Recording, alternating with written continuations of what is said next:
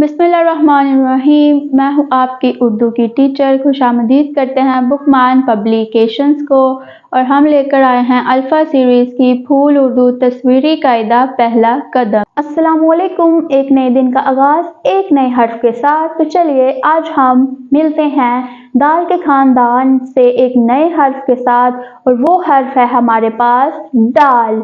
दाल और दाल दिखने में एक जैसे हैं, लेकिन इनकी आवाज़ें अलग अलग हैं। दाल के ऊपर किसी भी किस्म की तोएं या नुक्ता नहीं होता, जबकि दाल के ऊपर छोटी सी तोएं होती है, और जिसके ऊपर छोटी सी तोएं हो वो बन जाता है दाल।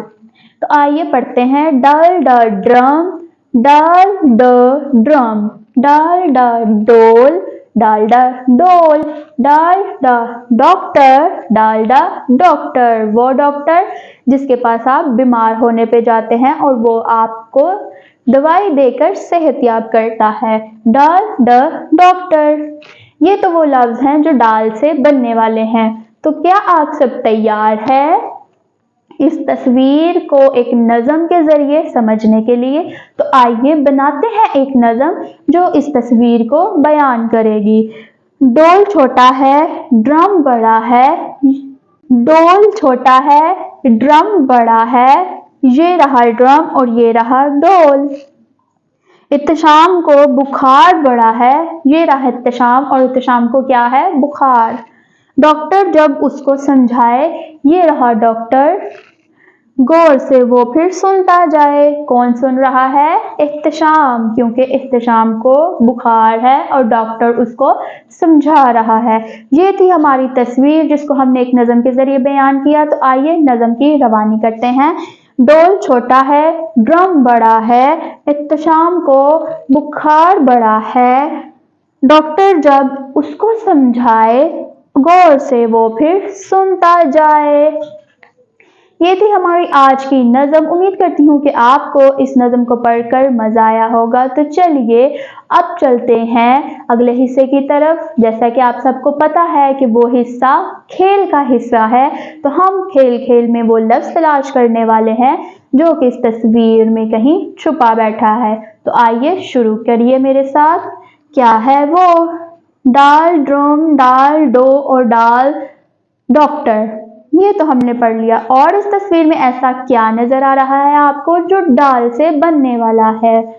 क्या किसी को मिला है? तो जी हाँ, वो है डाल द डब्बा, जो कि ये ड्रम के साथ पड़ा हुआ है।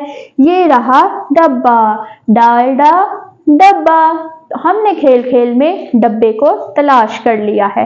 तो आइए अब सीखते हैं कुछ अच्छा, कुछ नया, और आज की तरबियत में हमारे पास क्या है। तो चलिए देखते हैं। प्यारे बच्चों, अल्लाह पाक से हमेशा डरे और इसके अहकामात की हुक्म अदुली हरगिज मत करें।